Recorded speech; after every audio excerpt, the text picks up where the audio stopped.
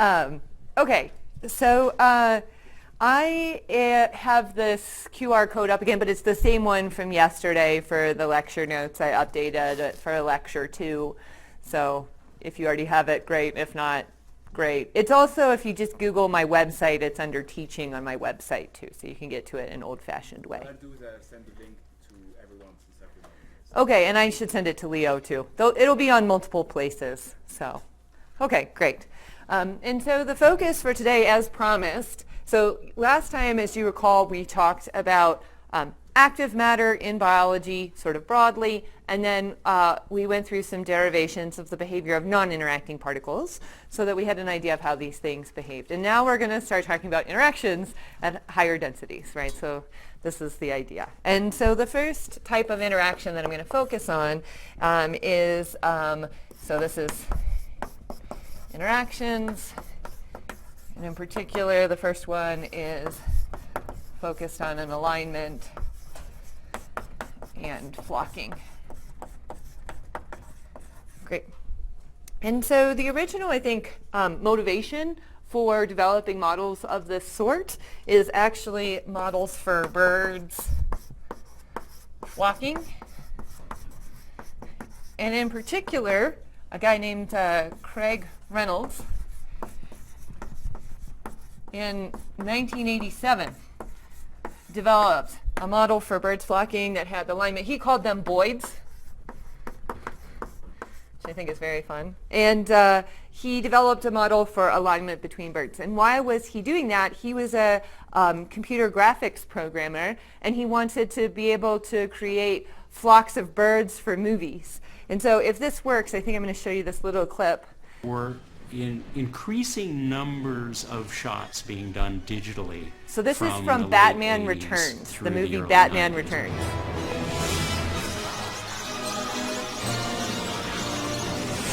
Batman Returns was the first film that I know of where we replicated in CG creatures that existed, that people could recognize and acknowledge as real.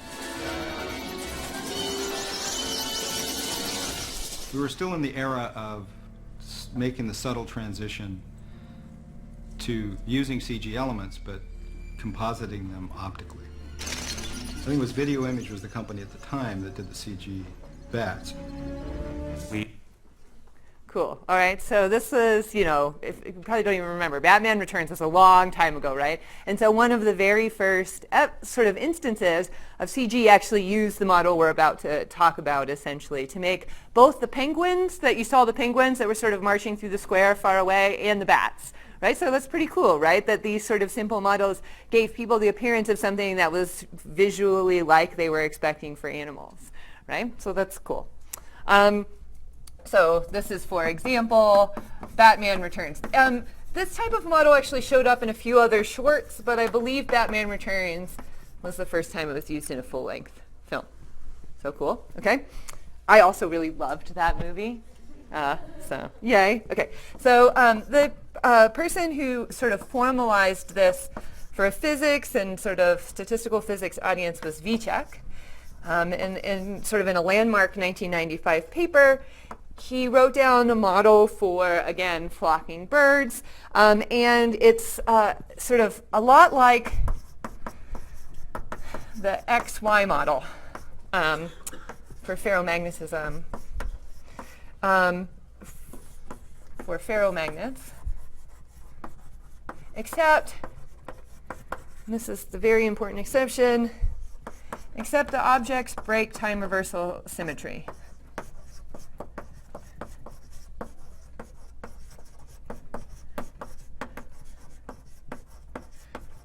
Because they fly in the direction that they are pointing. And so they are advected along the direction in which they're pointing. And so very specifically, each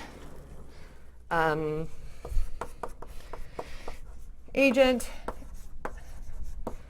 is just like what we said before. It's a self-propelled particle, but it has a preferred polarization direction.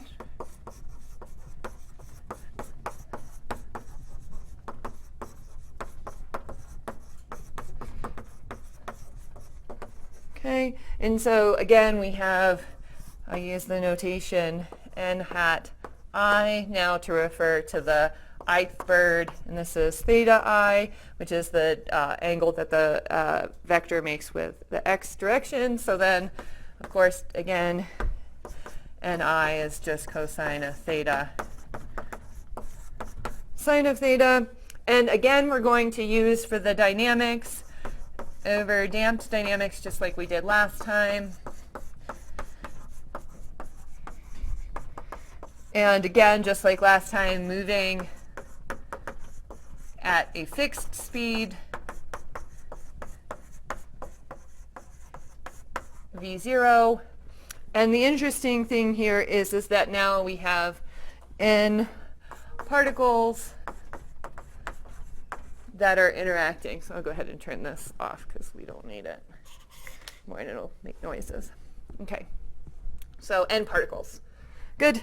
And then the equation of motion.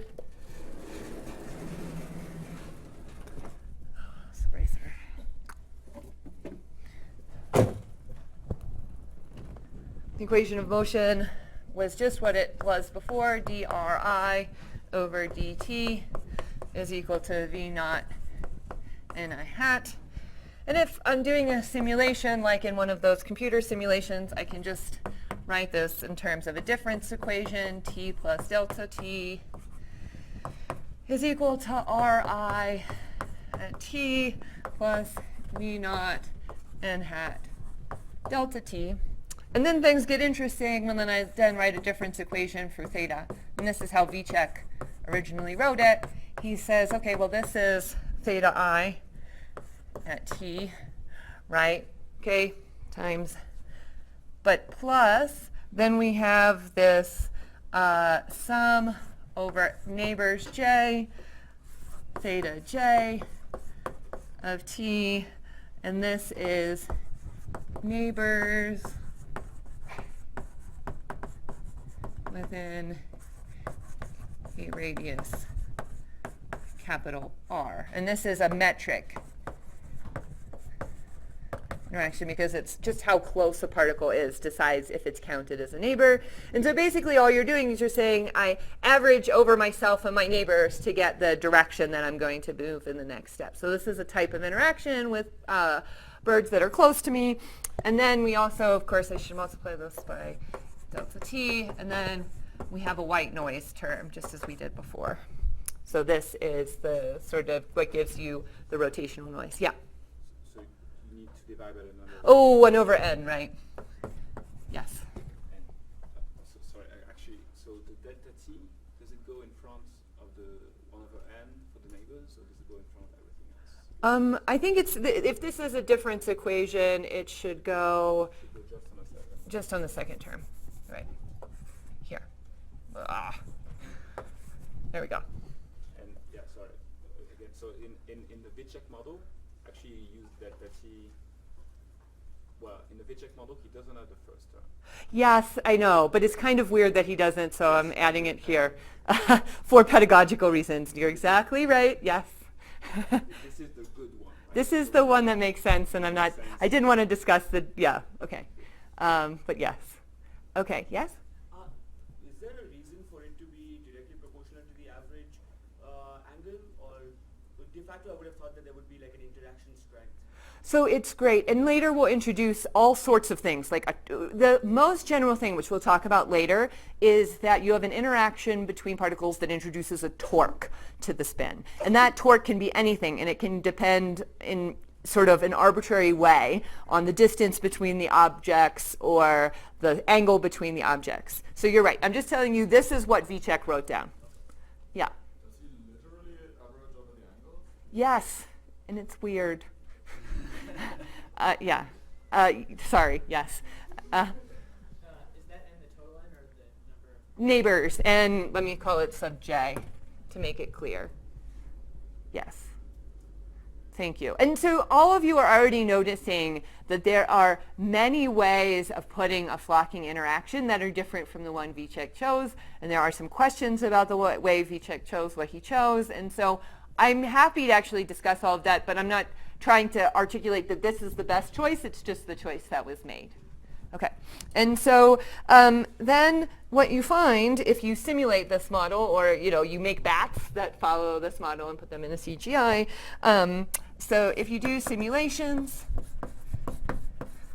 then you find for large enough V0 and small enough noise, and we'll make these ideas more precise in a few minutes.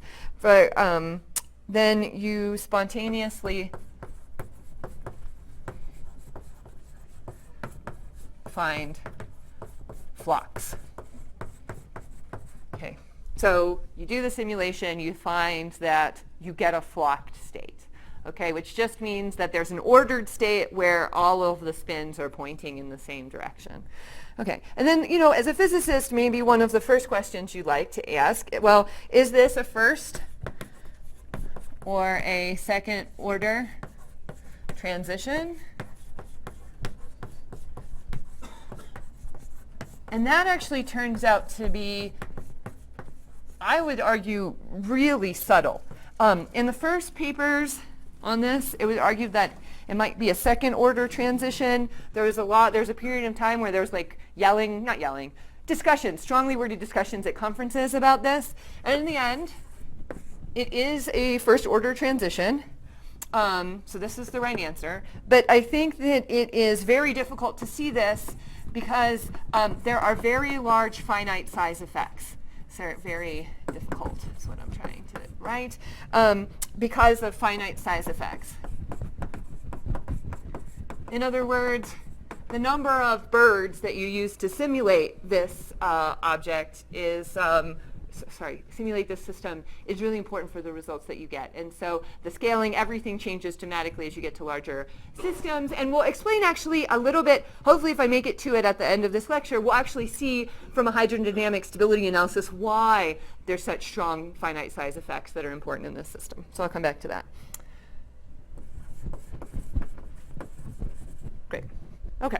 So then the question is well, how do we talk about this? I'm going to also turn off the noise on this computer.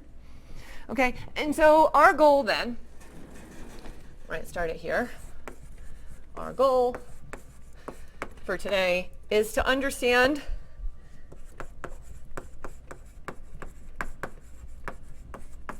the transition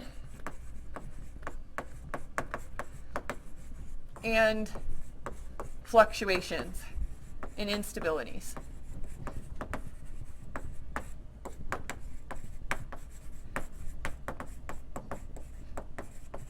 And very specifically, what I mean, to be more precise, is that most fluctuations decay quickly. So they are stable and decay quickly. Okay, but there's a rare few that decay slowly, or if there's a true instability, even grow. And so we want to develop a hydrodynamic theory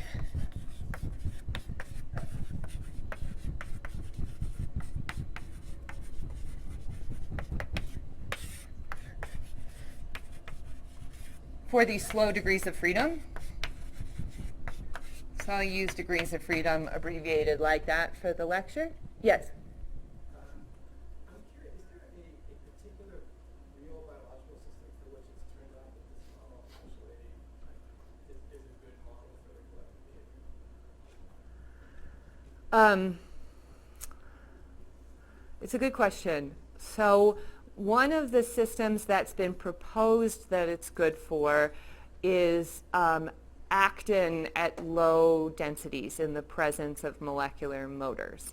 The question there is that there is anticipated to be the question is whether the hydrodynamic interactions are strong in that system or not. If they're strong, this theory I'm about to write down isn't very good for it. If it's not too strong, then this is a really good model for that. And actually those systems display a lot of the instabilities I'm about to show. There's also some data on that I'm not aware probably of everything, but I think there's also some bacterial systems for which this is a decent approximation, again, in the limit that you can neglect hydrodynamic, like long-range hydrodynamic interactions. But I think, as maybe you're alluding to, like for a lot of organisms, there's some serious, like birds, for example, there's some serious issues with it as a model. So perhaps we should say that straight out. Yeah. Yes? You said this model shows a phase transition. I was wondering how exactly you define the order parameter. Oh, we'll get there. That's a ringer question. That's exactly what we're going to do for the rest of today, to define the order parameter and think about what it is. Yeah. And are we going to find singularities like we do in ferromagnetics? Well, I promise we'll get there. Hold on. Yeah, any other questions? Well, I don't promise because maybe I'll be slow, but we'll try to get there. Okay, cool. Okay, and so what I mean by slow degrees of freedom is that relaxation, and maybe I define it in terms of a Fourier space of a mode at a given Fourier wave number goes to 0 as the wave number goes to 0. So in the long wavelength limit, I want to see, are there modes that basically cost 0 energy? Okay. And there exist different methods. So how many of you, just to get, because again, this is a pretty diverse audience, can you give me like, so nobody else has to see, but give me like a thumbs up if you've studied hydrodynamic theories a lot, a thumbs to the side if you've done a little bit of work on them, and a thumbs down if you've rarely seen them. Okay, so from my perspective, this means we have a very diverse audience. And so I'm going to go through and do it at a level that's pretty pedagogical then. And so for some of you who are used to seeing this, you can be mentors to your other students and help them, okay? Because teaching other people is a good way to learn, okay? So this may be a little boring for some of you, but I think enough of you haven't seen it that we're going to go through it in a bit of detail. Okay, so there's 3 different ways of developing such theories. So I would say, there's actually probably way more than this, but 3 that I'm going to talk about. Okay, one I would say is the obvious one, which is to derive by coarse graining a microscopic model. Okay, and for example, you can take, and we'll do this a little bit here, I won't go through all of the thing, but you can take a microscopic model like this V-check model for individual agents and try to systematically coarse grain it and develop a hydrodynamic theory. A second way, so what are the pros and cons of doing it that way? So the pros, of course, is that then if you have microscopic parameters, which you can hope to measure maybe, like the rotational noise or something like this, then you know how your hydrodynamic theory parameters relate to those microscopic parameters that you can measure, so you can make better predictions. The problem is that in order to close those coarse gratings, you inevitably need to make some assumptions about correlations, and often the assumptions that you have to make about correlations in order to solve the problem are bad. Okay, so that's the con with that type of approach. Then a second approach is what I would call a purely phenomenological approach.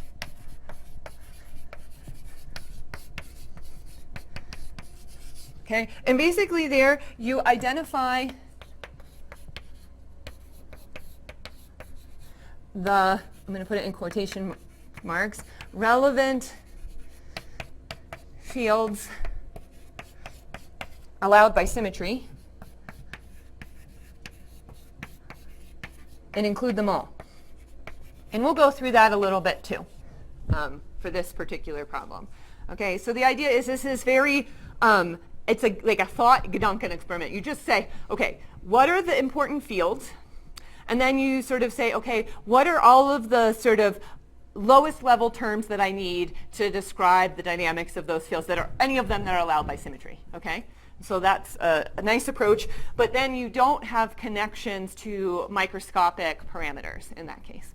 Okay, and then the third, and these are gorgeous, but they're also really difficult. So you can also do expansions around equilibrium. So let me call them near equilibrium entropy production approaches.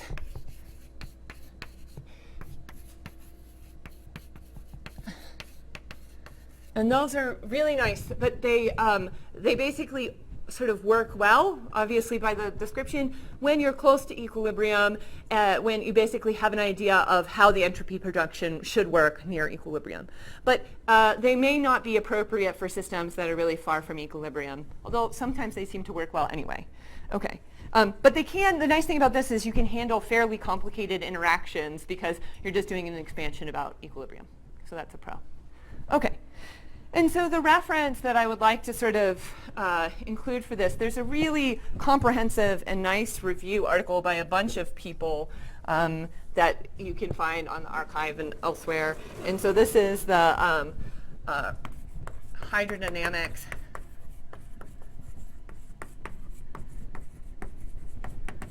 of active matter. And in the lecture today, I've taken pains actually to try to keep my notation as similar to this review article as I could. I adjusted some of it so that you can go back and reference this article in more detail if you have questions.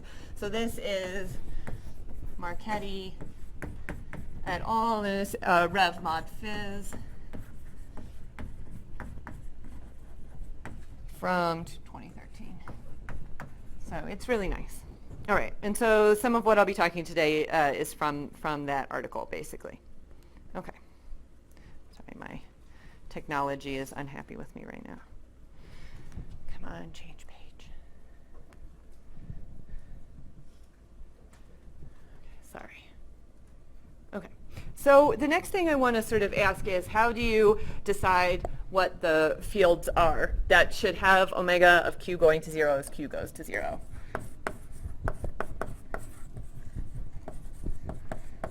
How do I decide? Okay, and so there's sort of basically typically three ways that you can think about this. So clearly, if I have a local density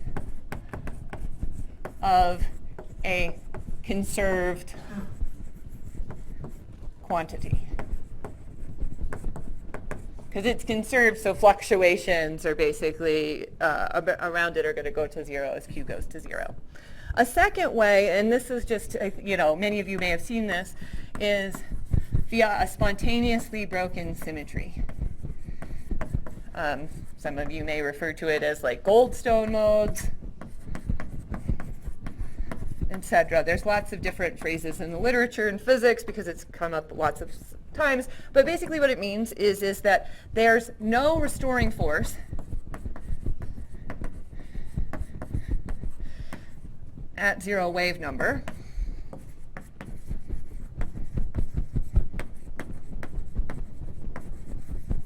Right, and the reason is fairly intuitive because if I have a field, right, which is spontaneously broken, like a field of spins, and it could have been broken in this direction or it could have been broken in this direction, then if I have a very long wavelength perturbation that takes me from that perturbation to that perturbation, there's nothing that says this is different from this really. And so I just have to pay a very low penalty because it's a very long wavelength transitioning from here to there.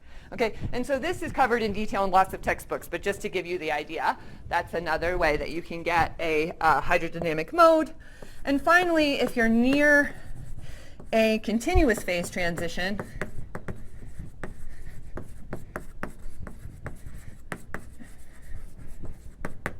you can also have that the amplitude of the order parameter is very slow.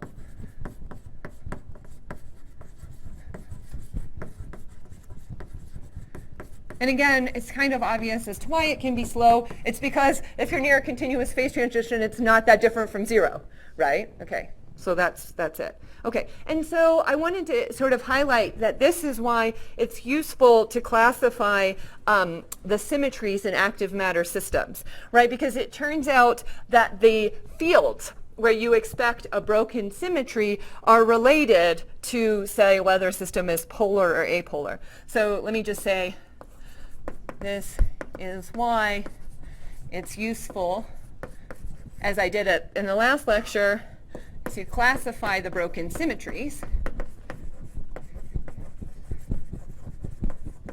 Is the broken symmetry, for example, polar or apolar.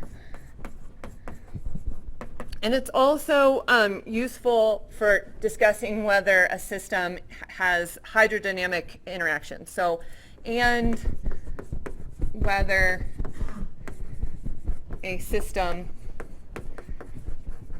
has sort of fluid hydrodynamic, let me put it this way, fluid hydrodynamic interactions with environment.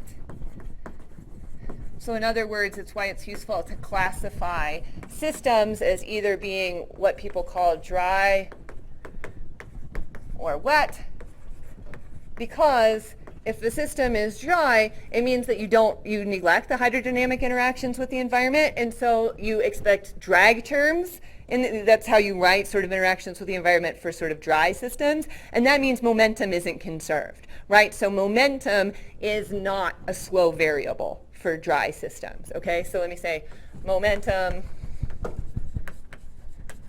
not conserved. And in here, in wet systems, momentum is conserved. And that is important because when you're writing down a hydrodynamic theory, you have to write down all of the fields that are slow. So in one thing, the momentum is slow, and then the other thing, it's not. Cool? Okay. So then we want to say, okay, let's say what is, for the V-check model,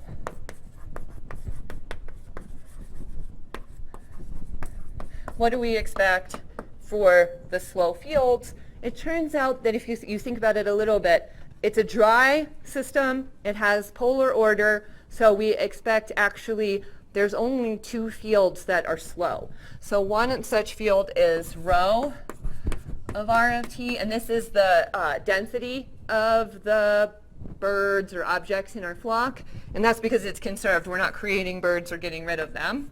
Okay, and so that I can write that very concretely as this is now a field in space that's related to the positions of each of the individual birds or objects. And then I expect a second slow variable, which is the broken symmetry.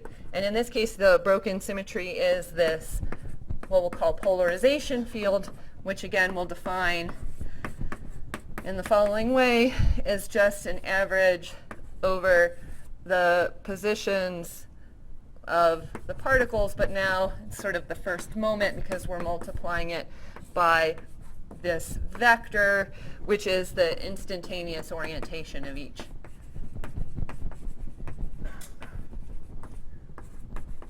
Bird.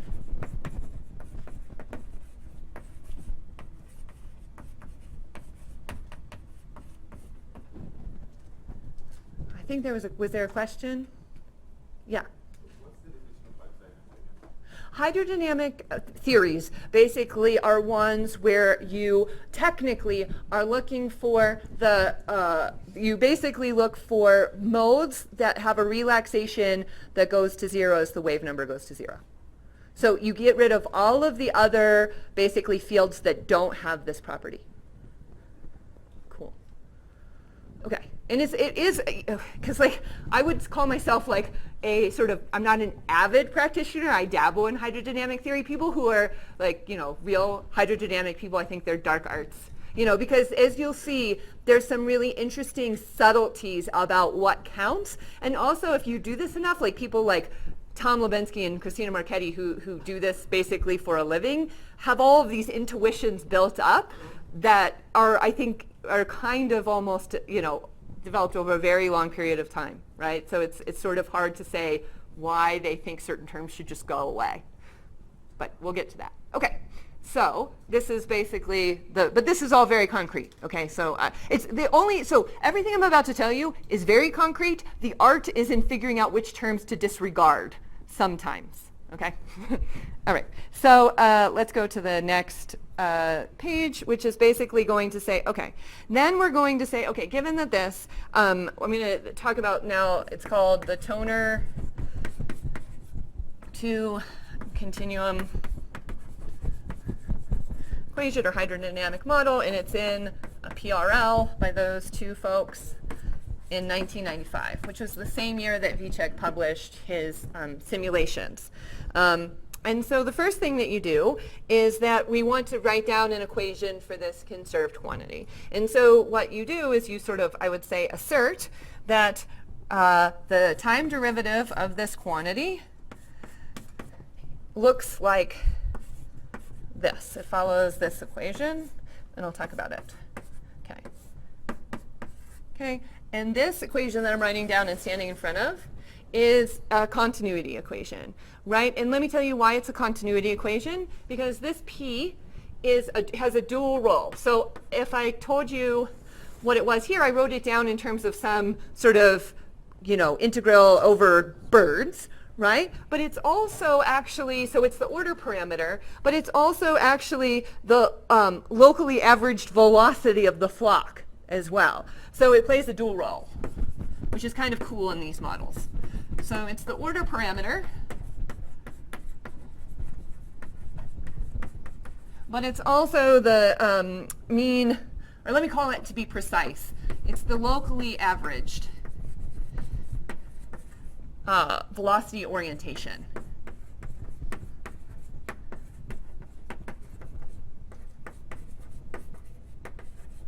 Of the flock. Okay, and it's this dual role that gives us makes a lot of cool things happen. Okay. So it's like polarization, no? What? Is it polarization? Yeah, you can call it a polarization, and I've multiplied it here by a V naught to give it a velocity-like behavior. Okay, so just to remind you, I think almost all of you have seen this, but why not just say, okay, if I want to know why this continuity equation I can write down, right, what I should do is I should consider a chunk of material that has a surface S, okay, and I can think about the flux through that surface of a quantity that's being advected by a velocity field, right? And so the flux through the surface is J, in this case, is going to be equal to rho V naught P, okay? And so if I want to know how the change in some quantity inside the box, I know that that has to equal the rate of flux through the box, right? And so then I can just write, well, the change in the total amount of the stuff inside the box, which is just the integral of rho dV, that's equal to negative the flux through the surface, which I can write like this. So this is an integral over the surface of the box. And then I can just take the divergence theorem, and this gives me the continuity equation. So this gives me d rho dt, well, I can write it this way, plus grad V0 rho P 0. So, V? Yeah, volume. So I know I'm using lots of V's. This is supposed to be like a capital V. Okay, so all I'm saying is that this equation is just the continuity equation for the conservation of birds. Okay, so that's good. Still not winning doing the boards correctly here. Maybe I'll figure it out by the last lecture. Okay, so then the next thing we want to do is we want to calculate the equation, and we want to write down an equation for P. And I'm going to do this in two different ways, and actually I think both ways are good ways to think about it. And so let me do one, and then I'll do the other, and we'll compare and contrast. Okay, so the first thing I could do for P is I could say, okay, well, I can think about this almost in analogy to like the Navier-Stokes equation for fluids. And so in that case, what I might want to write down is, well, I want the time derivative for P on one side, right? And then I want to set that equal to I want to do F equals ma, right? Okay, and so if I want to do that, right, I should write the time derivative of the velocity field, or P field equivalently, on one side. Okay, but to do that for systems that are flowing just like we saw in previous lectures, I need to take the advective derivative. Okay, and so just very briefly, because some physicists learn this really a lot and some don't, I'll just briefly cover advective derivative because it's really simple. So if I just take a chunk of material that's moving at velocity v, and then I look at it at a later time, And so this is v at x in t, and this is v at x plus delta x and t plus delta t. This distance covered is going to be delta x, which of course is going to be v of x and t times delta t. Okay? Then if I basically do a Taylor expansion and a substitution of this, I can show that this means that d, the change in v of x of t, I'm not going to go through all of the details, but it's just a Taylor expansion as a substitution. dv dx is v of x t delta t plus dv dt delta t. And I can think of this as an operator, d by dt plus v d by dx acting on v. So this is just for a one-dimensional problem, right? And so many of you have seen this before. This is just the advective derivative, the material derivative in one dimension. And so in higher dimensions, this generalizes to, I'll just write it over here, this generalizes to just a gradient, dt, as you might expect, v dot grad v.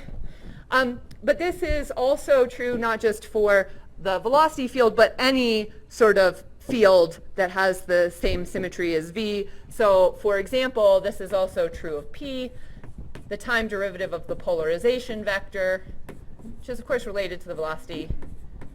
This is the advective derivative of p. Okay, so you can do it for other fields as well, other quantities.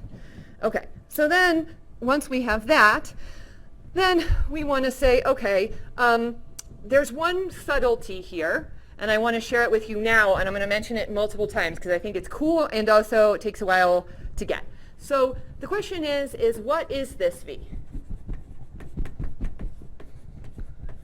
Okay, what is it? And the sort of obvious choice is, well, this v should just be v naught times p. Right? That's the obvious thing.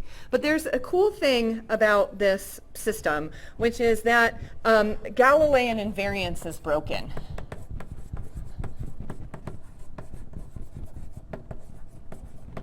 And we'll come back to this multiple times because it introduces a lot of cool stuff in the hydrodynamic equations. What does that mean? So what is Galilean invariance?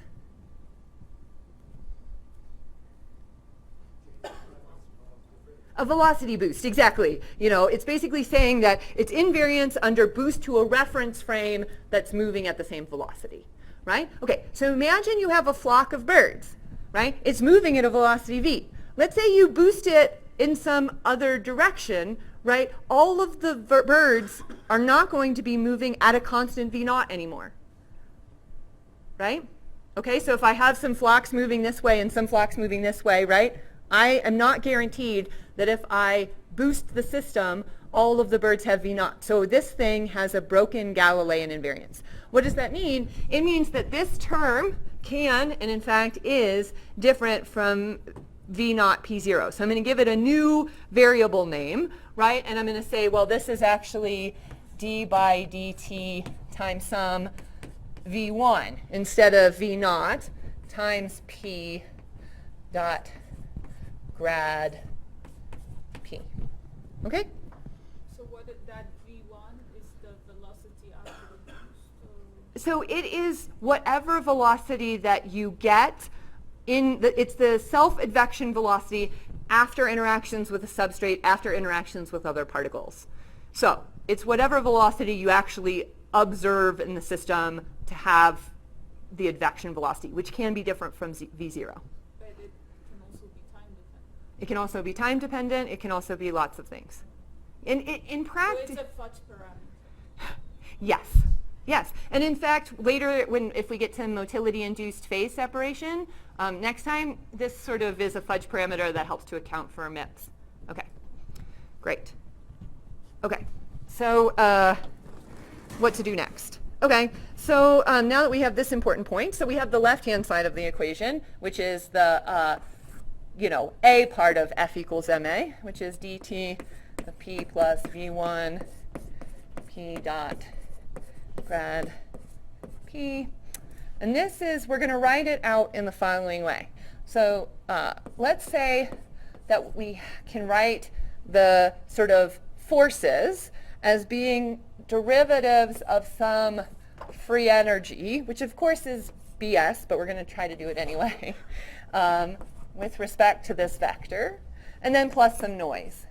So this is just some white noise. And the question is, what should a free energy look like? How could I imagine a free energy for this polarization vector to look? So that's what we're going to do first, and then I'm going to tell you all a different way to derive this equation, which is just based on symmetries. But I think this is instructive. Okay, so what type of free energy could we imagine for this system? Well, the first thing I'll just write it down and then I'll talk about it. Okay, so here's the free energy that you could imagine for such a system. So it's some integral of one term, which looks like alpha over 2p squared plus beta over 4p to the fourth, okay, plus another term that looks like this. I'll explain all of these in a second.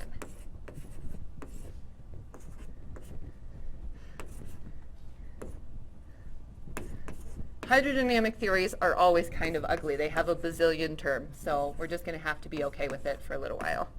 Having lots of terms, plus lambda over 2p squared grad dot p. Okay, so what are all of these terms? What's going on with them, right? And so this term sort of looks like a 5-4 theory, if you've seen those before, right? So let's show what that looks like. So if I plot sort of what this term looks like, let me call it star.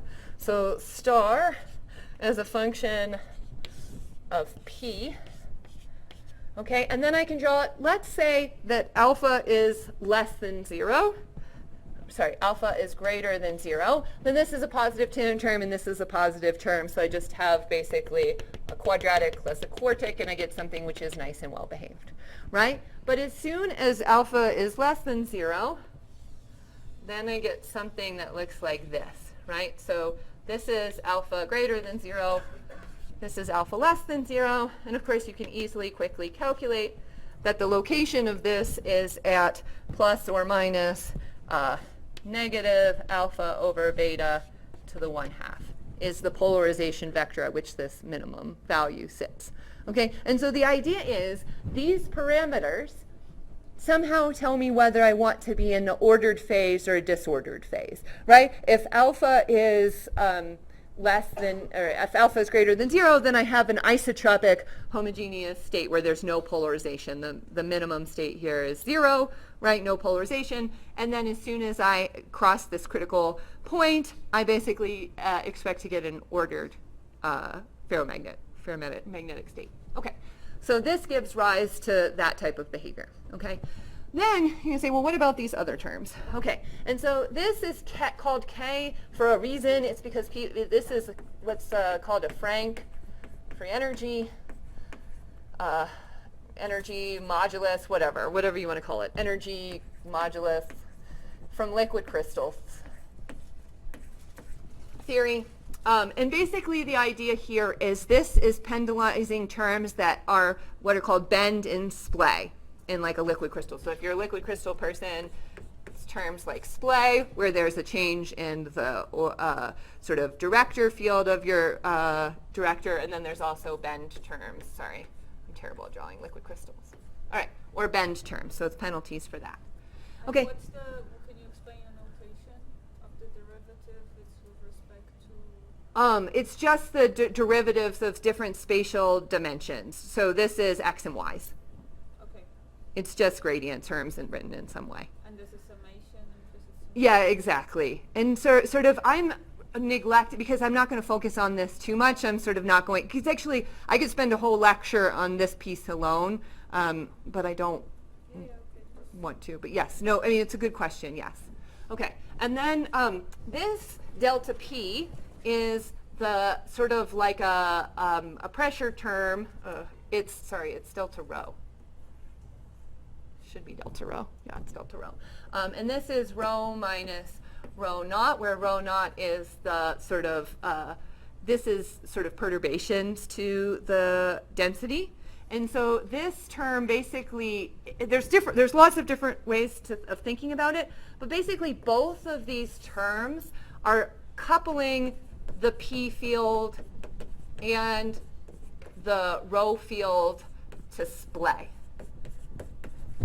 Okay, so this one is sort of like, you can see that there's just derivatives of the polarization field here. So this is just the raw penalties for splay and bend in this system. It's Frank free energies of liquid crystals. Then this term is a term that's coupling the fields P and rho to that splay term, because it turns out that you can imagine that changes to splay could drive changes to density and vice versa, right? So this is what this accounts for this. Yeah. So, this free energy term, did you come about it from like intuition from hydrodynamics or something, or is it just purely something you saw in the previous equation? So it's a great question. I didn't say anything about it. So there's two ways to think about it, right? One way is that, so here I've cooked it up to be a 5-4 theory because I know that I see an ordered and a disordered state. When we write down this series of equations just by symmetry considerations alone, these terms are still allowed by symmetry. And so the only thing we've done here is sort of pay attention to their coefficients in a careful way. Yeah, okay. But I think the answer is it's years of intuition from liquid crystals and wanting to get a behavior. Well, so actually, I think this is a good discussion because I think, so if you, because in a minute we're about to write the same set of equations just based on anything that's allowed by symmetry. And you'll see that it has all of the same terms. So first I'm introducing it to you in a way where it seems that I had to know what was going on in order to write it down. And I'm doing that to give you an intuition for what these terms are because hydrodynamic theories are crazy, I think. Okay, and so this is an intuition way. Okay, but you can also do it just by like dumping everything into a pile. And the only intuition we're bringing to the problem then is that we know that these types of terms that are the squared terms and the fourth order terms give rise to this type of behavior depending on a change in sign. But I think the question is, can I derive it from some microscopic model by doing a crunch for 5 days? Yes. So I'm going to talk about that too. So actually the structure for the rest of this lecture is number 1, to sort of do a little bit more massaging of this equation. Number 2 is to do this in a totally different way just by writing down anything that's allowed by symmetry. Okay? And then the third thing we're going to do is try to show briefly how to derive it from the microscopic model. Okay? But you can do... The coupling to the display, Yeah. I mean, that's not something you want, but that's something that's inevitable in a way, right? Yeah. You want a free energy that penalizes splay, but the moment you have splay, you have To couple it to these fields because they're allowed by symmetry. Exactly. Yeah. Sorry, so splay does the change of orientation of the... Yeah, splay is this type of change to the field. And then there's bend, which is this type of change to the director field. And again, there is a whole bunch of books actually and review articles that cover all of this in excruciating detail. So there's a lot of things I'm kind of skipping. There. Yeah. What is on top of P in the last one? Oh, it's a squared. Yeah. Now, I just want to be clear about something before we proceed.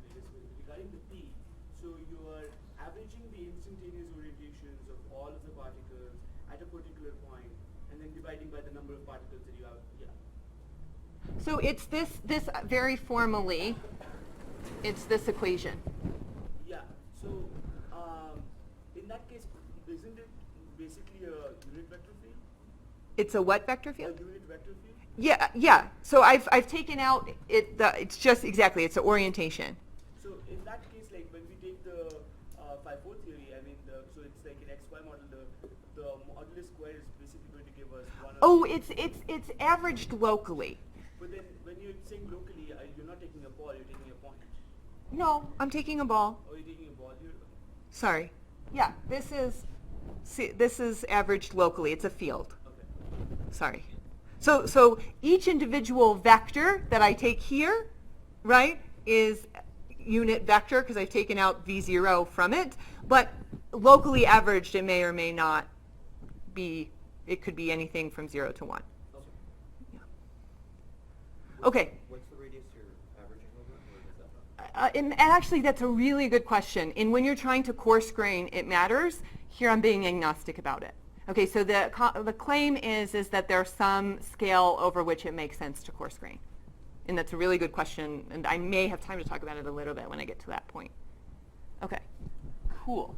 Okay, so now we're going to do the other sort of thing, which is, one thing I want to do is sort of look at this, because also you'll be seeing, I think, some more stuff about Navier-Stokes equations from the rest of the lectures. So I wanted to sort of say briefly, maybe some of you do know a lot about fluid dynamics.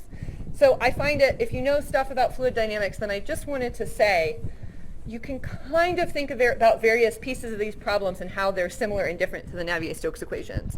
So for example, so let me say, analogy to Navier-Stokes. So you can kind of think of this, because this is kind of looks a little bit diffusive in P. So this term is kind of like viscous damping. Kind of weird because it's actually a Frank free energy, but anyway, it sort of looks like that in the Navier-Stokes equations. These terms that involve both the gradients in rho and also, I'm not going to write them all out, but the ones that involve gradients in p squared and the one that's that looks like p grad dot p, these together basically kind of look, you can make them, massage them to look something like a gradient of a pressure term. So this is kind of like the pressure drop, sort of the gradient in the pressure for Navier-Stokes equations. And then you can think of this term that is sort of looking, sorry, I just realized I didn't ever write out the derivative of that for you, so you're probably looking at me like, what are you doing? Let me write out the derivative first. Sorry. So let me formally write out what this equation looks like for you once when you take the derivative of that free energy. It's also very nasty, but I should write it out one time. Okay. When you take the derivative of that free energy, you get the following equation, right? So the left-hand side, I'll just write out the left-hand side. When you take the derivative, that becomes negative alpha of rho plus beta of sorry, not rho, p squared times p, k plus k grad squared p minus v1 grad rho over rho naught plus lambda over 2 grad p squared minus lambda p times grad dot p plus f. Okay, so that's what happens when you take the derivative of that thingy. Okay? So basically when all of these liquid crystals, people will die, nobody will be able to reproduce. I think there's a lot more liquid crystal people being produced. Well, because it turns out actually that active pneumatics, like that Zvanimir Dojic stuff, actually it's really well described by basically active pneumatic liquid crystals. And actually self-assembly in liquid crystals is also really cool, so like liquid crystals will be here forever. Yeah. Yeah. Okay, anyway. Okay, so somebody will be able to tell us what those Frank free energies are forever. Okay, so so then I wanted to say what's the analogy then with the Navier-Stokes equation. It's basically, now I'm going to cover that up. I promise I'll go back to it in a second. Sorry, terrible board work. Okay, so this last term, which is beta p squared p, is kind of like a nonlinear friction term.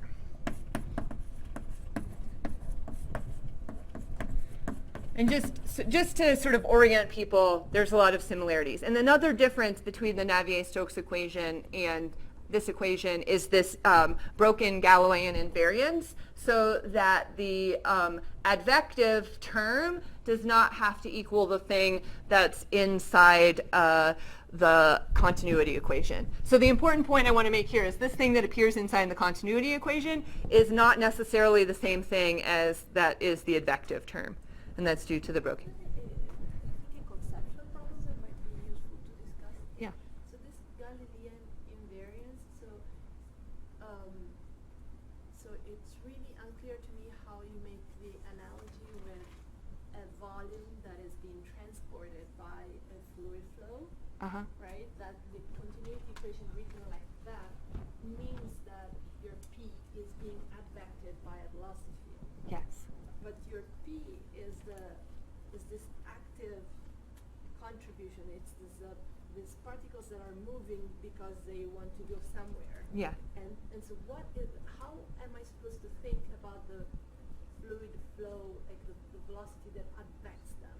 This is really counterintuitive or exists, I don't think. Yeah, Maybe it just doesn't exist because you said that this P1 will come out from situations. So it's just a vector field, but I'm not supposed to think about it as an advective. So I think it's a really good question because I think I think it's deeply challenging. The way I can tell you the way I think about it, which is just that just by this argument, I don't care how things are being advected. If they're being advected by a flow or they're being advected by something else, right? Whatever it is that's doing the advecting, as long as it's advecting, this equation has to hold because all it is a Taylor expansion plus a substitution, right? And so if I just have a material chunk and it's being advected, then this has to be true and it has to depend on the advection velocity. And so the point is that in some cases, and like for any of this to hold actually, you have to have something like that these objects are moving in ether. There has to be kind of like some background with which you're referencing to. So like for cells, that background is the substrate on which they're calling. There is a reference state with which you can sort of speak with reference to. And for birds, I guess they're moving in air, although we've said this doesn't work very well for birds. But the idea is really to get this to work, you basically have to have, like the reason that it doesn't happen in normal systems is because there is no ether. So you sort of need to have this moving with respect to something that's well defined. And there has to be some process, like you said, it's the birds themselves or the objects themselves that are advecting themselves. And so this has to hold, but the weirdness is that this doesn't have to equal that thing. So you're saying that velocity that moves your fluid particle, your little volume? The averaged volume does not necessarily have to be the same thing that's moving each individual vector. But the individuals are moving through that. Well, I think what you think about is you sort of you take the individuals in a bubble and you mush them up and you create a new medium which is a different medium than the outside. So you're creating like a material with some mean fieldish properties in a way, right? You're doing something like that in your head in this, right? In some way, what I'm arguing is that this is a emergent number that emerges from stuff, okay? And this is just the raw, through that equation up there, this is sort of the rate at which individual objects are sort of, the continuity equation basically has to act locally, right? Like at each individual particle level. But this is an emergent property that because of Galilean invariance is allowed to be different from that quantity. Because these objects are expending energy basically relative to some reference state, exactly as you said. It's like the difference between this and a fluid that allows that to happen.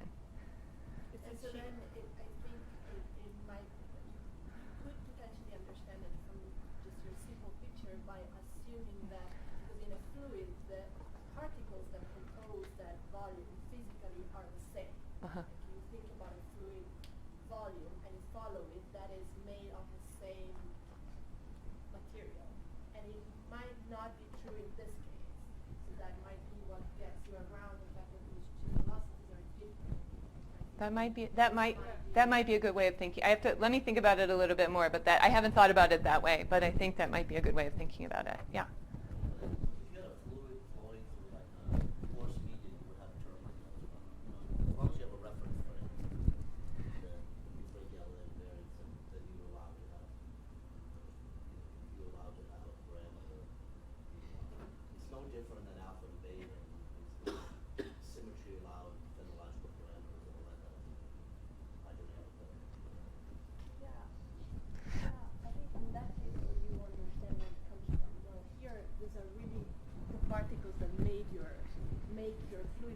So it's really unintuitive to me how those two velocities can be different. Well, they're flying through air. Because in that case, it's an average, and there too, it's not the same particles, right? It's similar. They're flying through air, or they're like wildebeest running on. There's a substrate. There's some reference there. So I think, I mean, maybe we can continue, because I think this is really valuable, and I think I'd be happy to continue the discussion. Maybe to sort of shed some light on it, I'll sort of say something about what Leo just said, which is a totally different way to sort of, well, it's related, but a totally different way of thinking about this for me, which is that to start from the symmetries, right? So like, what are the symmetries in this system? It includes, you know, rotational invariance, right? Or space and time translation invariance.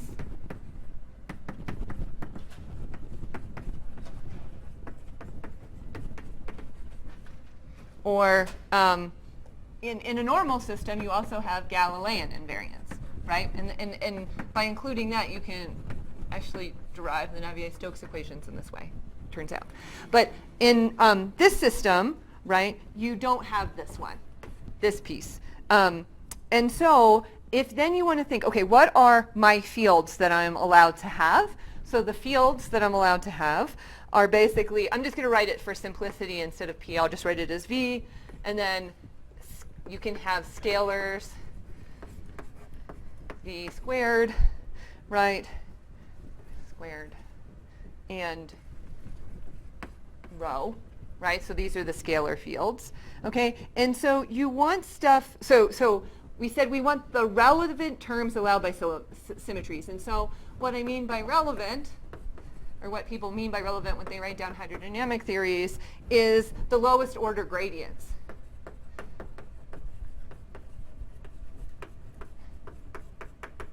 In space and time. So it's a gradient expansion.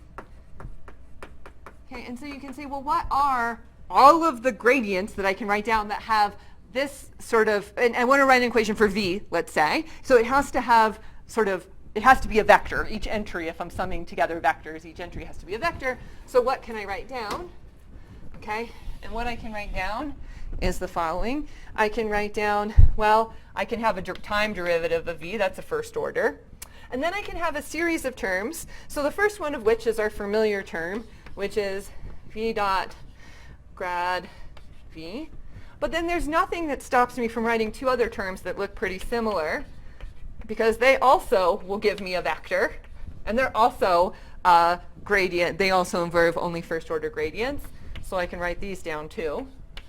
And then I can write a gradient of the scalar quantity. Why not?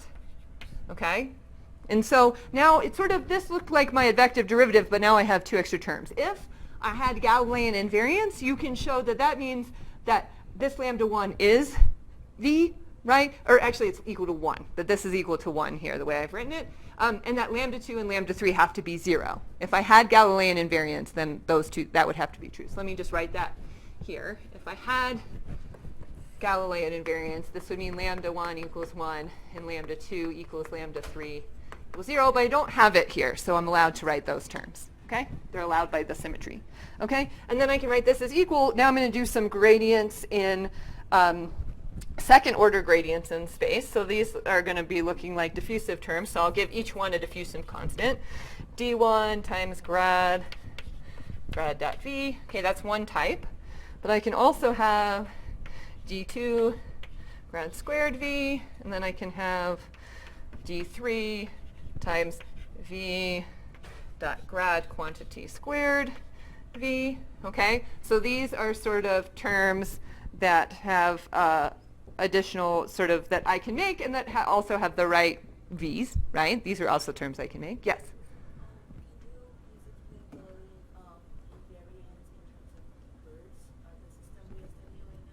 Yeah, so so normally Galilean invariance means that if I give a boost to the system to a reference frame that's moving at a constant velocity, that'll have exactly the same physics. And the idea here is, I think the easiest way to imagine it is, imagine if I have a system that sort of has two, because you can certainly have systems like this that have a flock of birds moving in one direction and then a flock of birds moving in the other direction. Okay? If I boosted that system along one coordinate system, right, then some of the birds would be moving at a velocity that's not the same as some of the other birds. And then the whole principle of my system would break. So it's one way of thinking about it. I think another way, which is for people that are used to doing this, which is nicer, is just to say, look, I have a reference state with which all of the birds are moving with respect to. Okay? And therefore, since I have a reference state, if I boosted that state, I'm in a different system than I was before because I'm moving differently with respect to that reference state, which is what Leo was talking about, for example, for porous media. Okay, does that help? Okay, yeah. I'm still trying to, I agree that there is a reference state. The question is, why does that reference state matter to the birds? So that is a good question. That is a valid question. But I think all of the states that I'm trying to describe using this hydrodynamic theory, it's very natural to think, actually, birds are moving with respect to air. Fish are moving with respect to water. Cells are moving with respect to a substrate. So it's an assumption we're making about the model that they care. We're making an assumption that they care about the reference state when we write down this. Yeah? Sorry, I'm confused. Why are we setting the lowest order terms equal to the second order terms? Oh, we're not just, I'm just writing this out because I want to mimic this over, because you don't, so a priori you don't know whether coefficients are positive or negative, right? You have to sort of say why that's true. I could have put them all on the same side. I just am writing it this way so it kind of looks like that equation over there. Okay. So the last thing I want to say is, okay, these were sort of additional gradient terms that are allowed. And then I can also just have terms that are just proportional to the field itself, right? And then I can have another term maybe that's proportional to the field, the scalar times the field, or this isn't right, of course. Has to be the field. Okay, and then I can have a term that's proportional to the gradients in my other scalar field. Right? So these are the terms I can write down.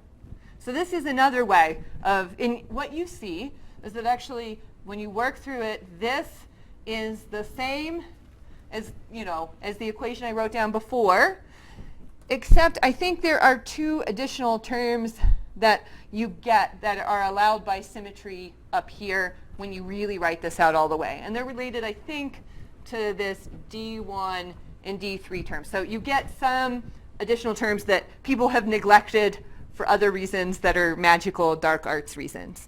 Okay? But so actually there should be a term up here that's lambda 3 over 2 grad p squared and lambda 2. Oh, it's sort of these terms here.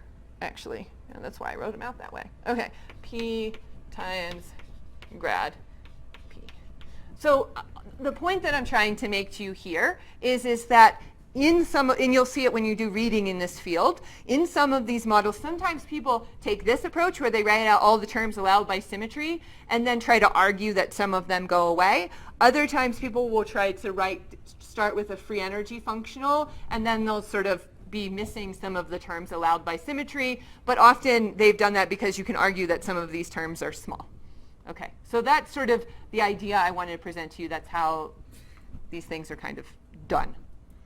Cool? Yes? I guess I don't totally understand how they're different, because when we wrote down the free energy functional, we just threw in some terms and neglected others, and here we're writing down terms and neglecting some others. It seems both of them are do this stuff we don't quite know yet. So, no, I know. So let me say this, that the people who wrote down this free energy functional were liquid crystal people, right? Because it's very similar to the free energy functional of a liquid crystal. And so you sort of have ideas of where each of these terms come from.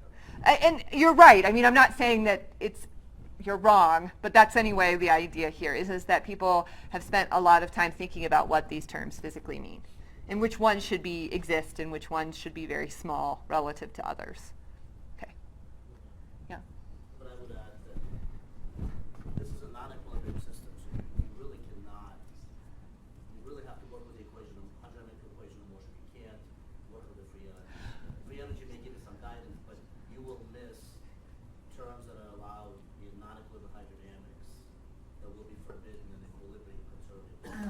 That's a great, so that's a, yeah, that's a great point. So the reason that I like this approach, even though you're exactly right, it misses terms, is because you have some intuition for what those terms are, because based on equilibrium systems. But I agree, because it's a non-equilibrium system, this is the only way you're going to get all of the terms. You might argue that some of those terms are small later, but okay. Cool. Okay, so how much time do I have left? 15 minutes. 20 minutes. Okay. So the next thing that I want to do is sort of explain, like, why did we do all of this work to do all of this stuff? Like, what do we want to do? Okay, and so I would argue that we want to do two things. One thing that we want to do is we would like to be able to understand how what I just wrote down is related to the microscopic model, and we want to be able to use it to understand the instabilities that are in the system. So there's two types of things we might want to do next once we write down a hydrodynamic theory. So one question that I might ask is, can this be derived from V-check, from the microscopic model? That's one question, question A. And question B is, what does this tell us about the system? What can we learn? Okay. And my thinking is that it's probably more important to go through part B than it is part A. Is that cool with everybody if I skip question A and we can talk about it later? Okay. So what about part B? Okay. So part B, we basically want to say, okay, what... Just the answer is yes. Yes. The answer is yes.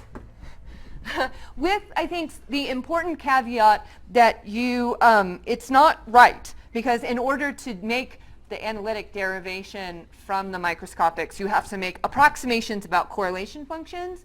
And so the main point I want to make about this yes is it's yes with an asterisk, which is that typically the assumptions that you have to make about the correlation functions to solve this, or basically to do this coarse graining, is either that you're at low densities or the interactions are weak. And so the results that you get from this coarse graining are typically bad at high densities or strong interactions. That's not always true, but it can, yeah.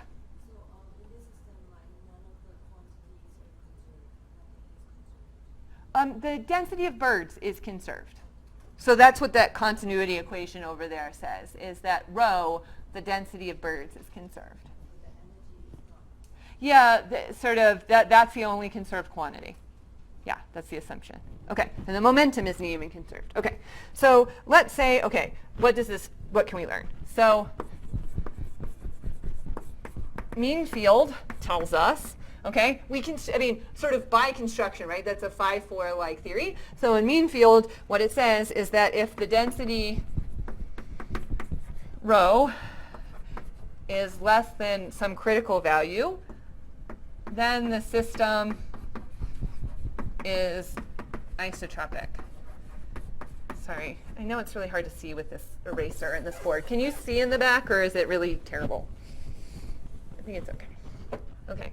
Okay, and so if the density rho is greater than some critical point, then the system is ordered.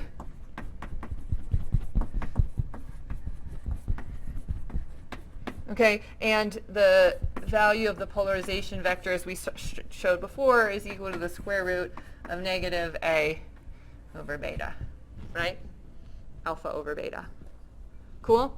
Okay, that's mean field. Okay, so that's all good, but the Mermin-Wagner theorem, which you can either look up the original 1966 paper, or there's a really nice discussion in Chaikin and Lubinsky on this. Okay, that's where to look if you want more information about this. The Mermin-Wagner theorem forbids spontaneous symmetry breaking.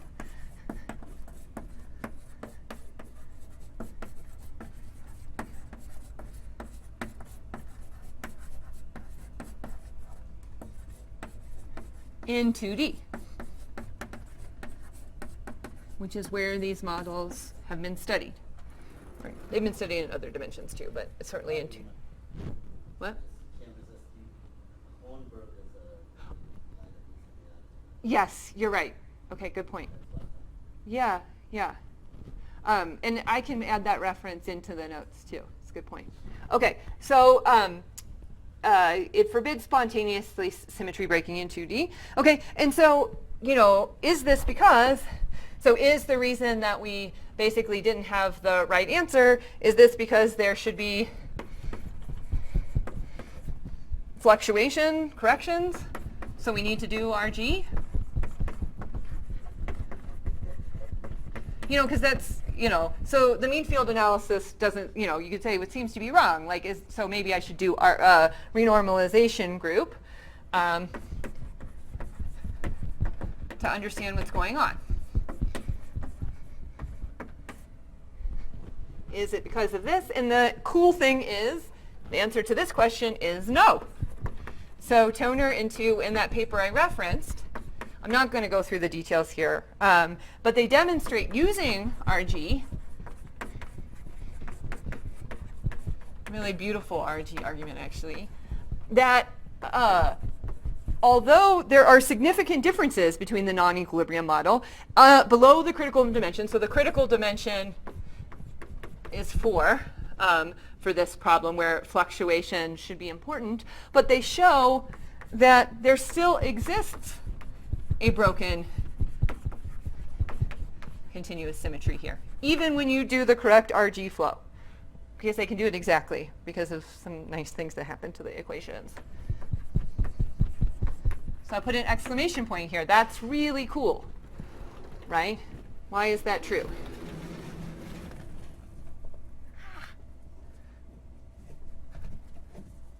Okay, and so the idea then, I'm not going to go through the derivation as to why, but let me give you a little hint of why it might be true. It turns out, okay, the only difference between this and the XY model is that it's like a flying XY model where the spins are moving. But what that does, if you think about it, is it effectively adds a long-range interaction between objects. So let's explain that for a minute. So if you have a spin, and you look at its neighbors at time t, right? There's something, okay? But if I have if things are being advected, then a spin's neighbors at some later time don't have to be the same set of neighbors. And so a spin that was originally located a distance away from another spin at some initial time can become neighbors and then influence the spin at a later time. So this introduces effectively long-range correlations between the spins, which, I'm giving you a very hand-wavy version, but this is sort of the idea that can differ.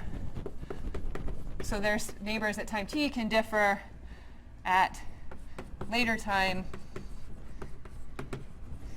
t plus dt. And so you get this really nice feature that far apart spins can influence each other. Okay, and so this is the idea.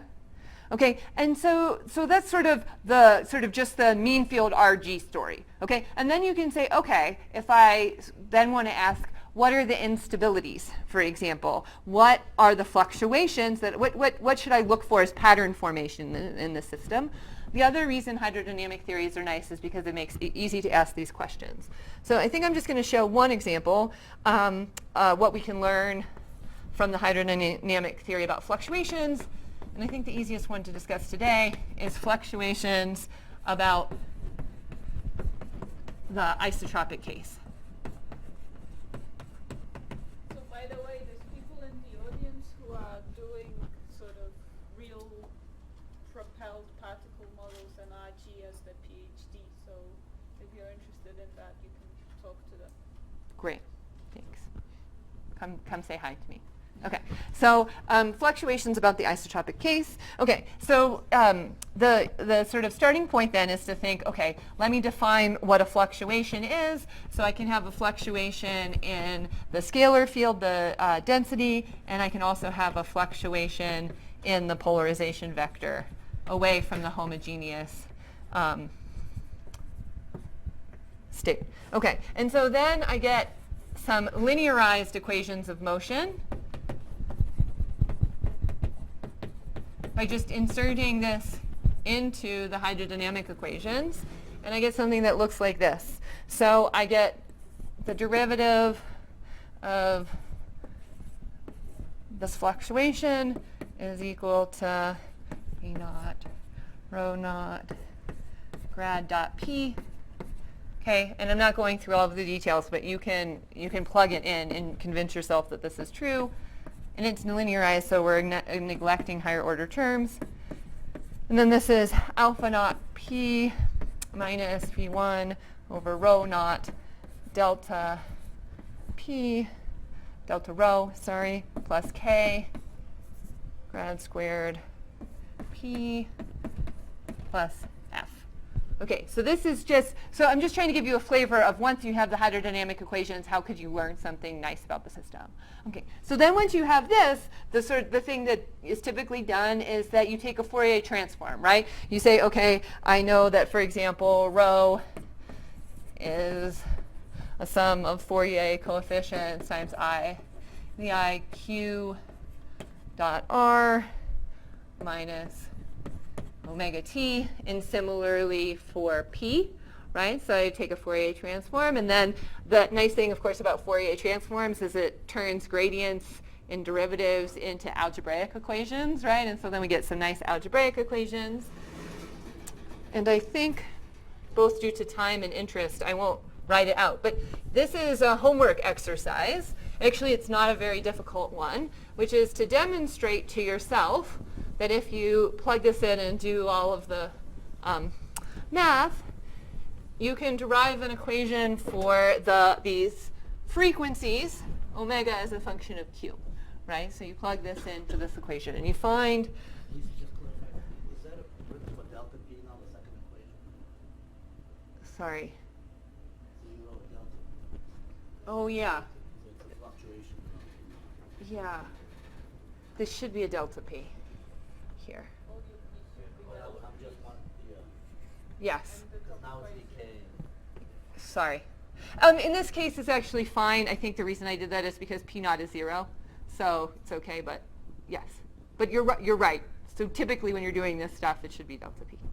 Yeah, okay. Here, delta P and P are the same thing, I think, which is why it's okay, because P0 is 0. Expanding around the ordered state? I'm expanding about the isotropic state. Oh, isotropic, well, I'm sorry. So that's why I did it. But I mean, just for pedagogically, it's also okay. Good. Okay, and so you can show then that the frequency looks like this. Something which has a term that looks like k squared q. Actually, it's only 1kq squared plus minus I over 2 times the square root of, again, and you can see that this just comes from a quadratic equation that you solve from the algebraic equation that you get when you just insert the Fourier transform, minus 4q squared v naught v1. Okay, and so then you can say, okay, I'm interested in when the behavior of this thing is going to be stable or not. And so again, it depends on, I'm going to use the same notation that Christina Marchetti used in that hydrodynamic review. So in her notation, she uses, because of the way she defined things, it's when the imaginary part of Q is less than 0 is when you're looking for linear stability.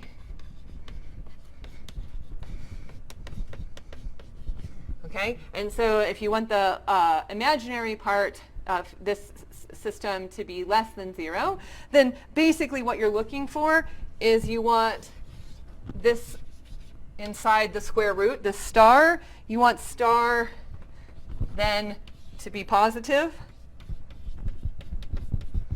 Okay, and so you basically, that happens if and only if this term is negative or v0, v1 is greater than 0.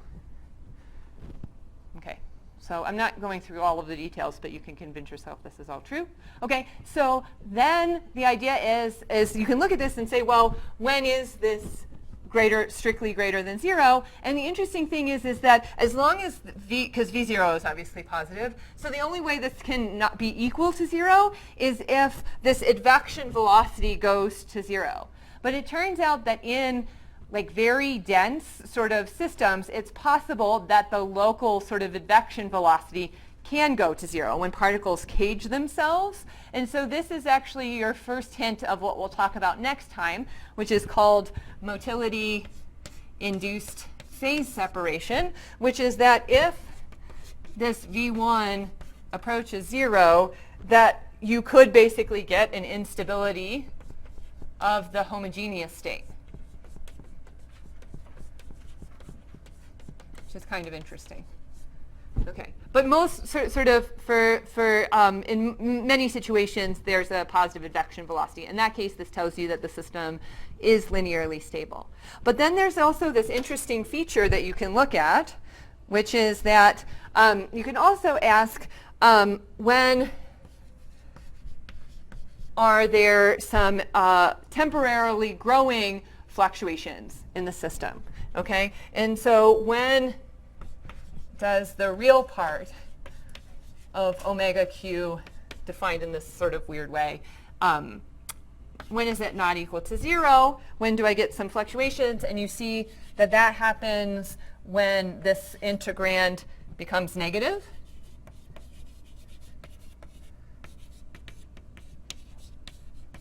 Not this integrand, this thing under the square root becomes negative.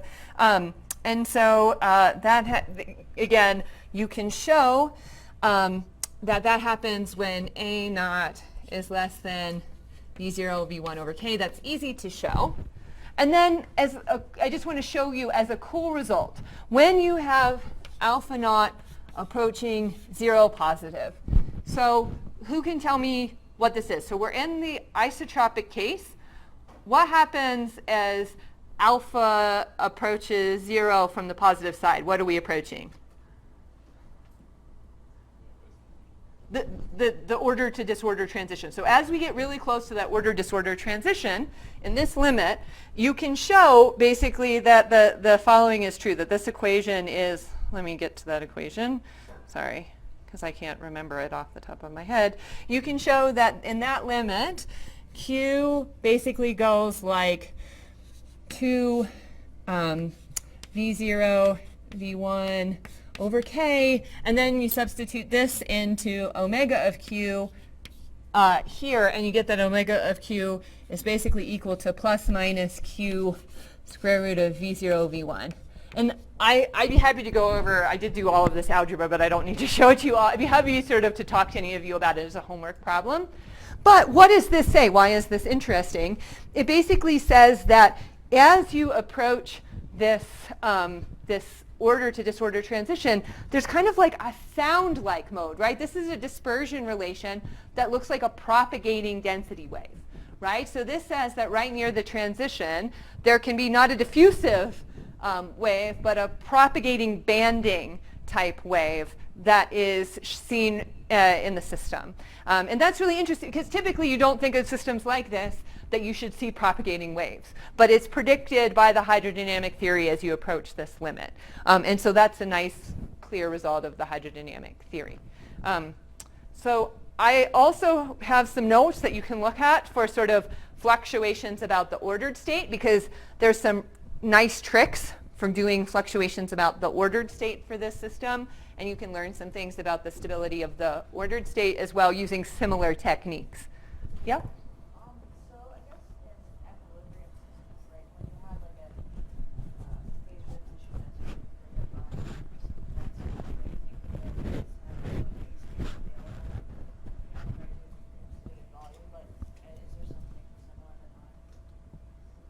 Sorry, I'm not sure I understood the question. Well, like usually when you have like a phase transition rate that is driven by varying some kind of density, right? It's you think of it because the order phase at higher density has more phase space in it. Yeah. Okay. Yeah. But in like